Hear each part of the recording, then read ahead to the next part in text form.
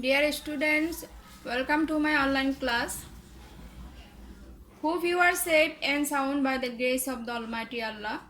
I am also fine. This is Monora Begum, lecturer, Department of English, Konnafuli as a Sodori College, Konnafuli, Chattogram.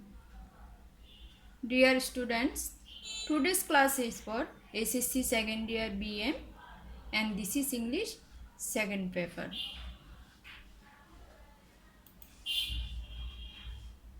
Our today's topic is right form of verbs. Some important roles are given on this topic in my previous classes. Today we are going to discuss. We are going to practice two good questions. So let's begin the class. প্রিয় শিক্ষার্থীরা, right form of ভার্বের উপর এর আগে আমরা আরও দুইটা class নিয়েছি রুলস নিয়ে, বেসিক নিয়ে।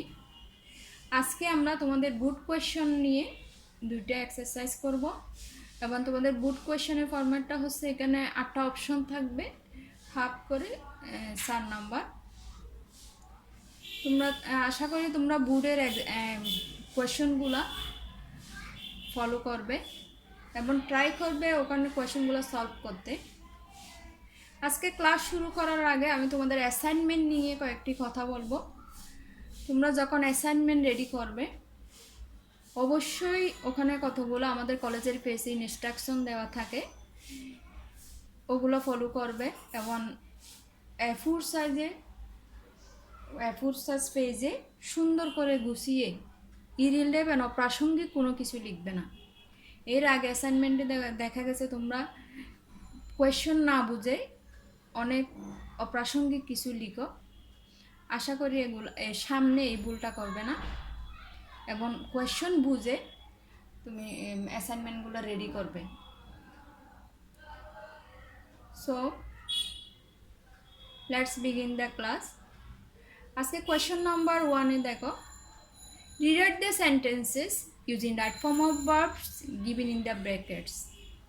প্রত্যেকটা অপশনের ব্র্যাকেটে ভার্বগুলো দেয়া থাকবে। তুমি according to your grammatical rules, গ্রামারের রুল অনুযায়ী তুমি গ্যাপের মধ্যে ব্র্যাকেটের মধ্যে যে ওয়ার্ডগুলো দেওয়া আছে ভার্বগুলো দেওয়া থাকবে এগুলো চেঞ্জ করবে।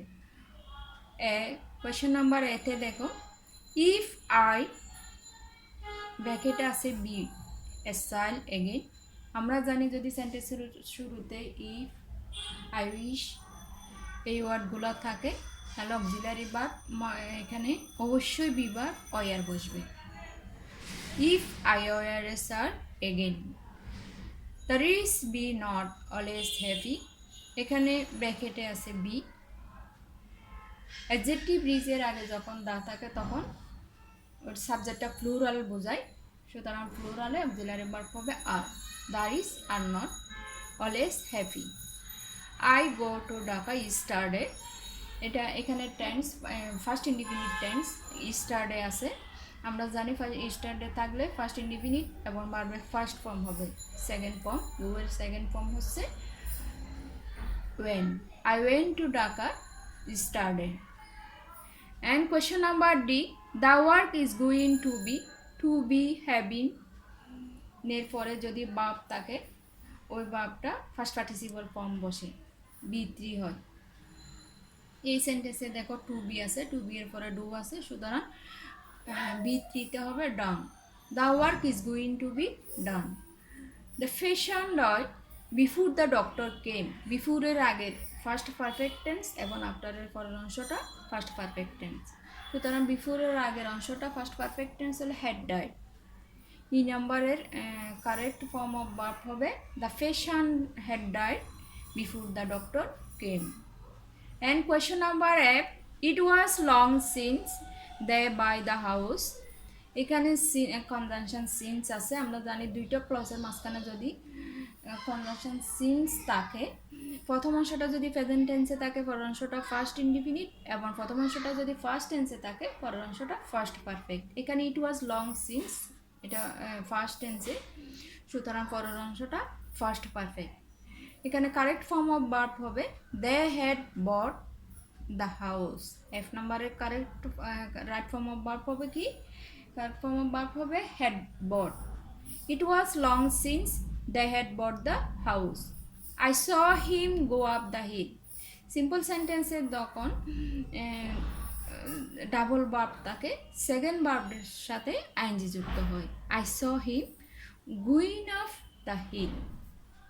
এখানে মেইন ভার্ব প্রথম হচ্ছে স এবং সেকেন্ড ভার্ব হচ্ছে গো, সুতরাং গো এর সাথে আইএনজি যুক্ত হবে। I saw him going up the hill.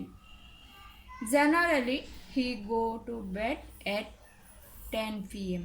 occasionally, generally, regularly, daily, everyday, often এই ওয়ার্ডগুলো যদি থাকে আমরা জানি এটা present indefinite tense, simple present. সুতরাং according to our rule, if the subject is third person singular number we have to add s or es with the verb. So এখানে হি যেহেতু থার্ড পারসন সিঙ্গুলার নাম্বার, এই জন্য গো এর সাথে ইয়ে যুক্ত হবে। Generally he goes to bed at 10 p.m. And question number 2, read the sentences using right form of verbs given in the brackets. And question number 8, it is high time, আমরা জানি it is high time, it is time যদি থাকে পরের ক্লজটা অবশ্যই first indefinite tense. এখানে first ফর্মে take আছে, টেকের বি টু হচ্ছে টু। It is high time we took initiatives against it. And B, he speaks as if he. As ইফের প্রথম অংশটা যদি অ্যাজ ইফ এবং অ্যাজ ডু এর প্রথম অংশটা, প্রথম ক্লজটি যদি প্রেজেন্ট টেন্সে থাকে পরের অংশটা ফার্স্ট ইনডিফিনিট, এবং প্রথম অংশটা যদি ফার্স্ট টেন্সে থাকে পরের অংশটা ফার্স্ট পারফেক্ট। এখানে অক্সিলারি ভার্ব অবশ্যই অয়ার বসবে, কারণ ইফের পরে অক্সিলারি ভার্বটা অয়ারই বসে। If he were a scholar, he speaks as if he were a scholar.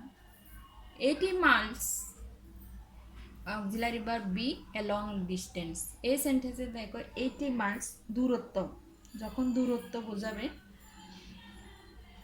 দূরত্ব এটা 80 miles সাবজেক্টটা দেখলে প্লুরালে মনে হলো, কিন্তু দূরত্ব বোঝাতে ভার্বটা সবসময় সিঙ্গুলারে হয়, আর বি ভার্ব এখানে ইজ হবে, সিঙ্গুলার ফর্মে ইজ হবে। 80 miles is a long distance. Everybody hate a liar, everybody, nobody, everyone, এই ওয়ার্ডগুলো যখন সাবজেক্ট হিসেবে থাকে ওই সেন্টেন্সটা অবশ্যই ভার্বগুলো প্রেজেন্ট ফর্মে সিঙ্গুলার ফর্মে হবে। তো সাবজেক্ট যখন থার্ড পারসন সিঙ্গুলার নাম্বার হয় বা আমরা ভার্বের সাথে এস বা ইয়ে যুক্ত করি, সুতরাং এখানে কারেক্ট ফর্ম অফ ভার্ব হবে everybody hates a liar. E number, each of the boys auxiliary verb be present in the class yesterday. সেন্টেন্সের শুরুতে যদি ইজ থাকে, তুমি এখানে ইচ অফ দ্য বয়েজ, বয়েজটা প্লুরাল হলো কিন্তু শুরুতে ইস আছে, এই জন্য এখানে ভার্বটা অক্সিলারিতে হবে। Each of the boys was present in the class started. And question number 8, while cross the road, a bus hit him. এই রুলটাও আমি তোমাদেরকে পড়িয়েছি। হোয়াইল দিয়ে দুইটা রুলস, একটা হচ্ছে হোয়াইলের পরে যদি ভার্ব থাকে ওই ভার্বের সাথে আইএনজি যুক্ত হবে, আর হোয়াইলের পরে যদি সাবজেক্ট এবং ভার্ব থাকে তাহলে ওটা কন্টিনিউয়াস ফর্মে হবে। এখানে হোয়াইলের পরে সাবজেক্ট নাই, ডিরেক্ট ক্রস ভার্ব আছে, ভার্বের বেস ফর্ম আসে, সুতরাং হোয়াইলের পরে যদি ভার্ব থাকে ভার্বের সাথে আইএনজি হবে। While crossing the road a bus hit him. And question number Z, if I had money I help the poor. এটা হচ্ছে this is the example of second conditional. Second conditional আমরা জানি ইফের পরের অংশটা হচ্ছে ফার্স্ট ইনডিফিনিট, এবং এরপরে second যে ক্লজটা দিবে ওটা হচ্ছে সাবজেক্ট উড, কুড, মাইট এবং ভার্বের বেস ফর্ম। তো if I had money, this is the example of second conditional.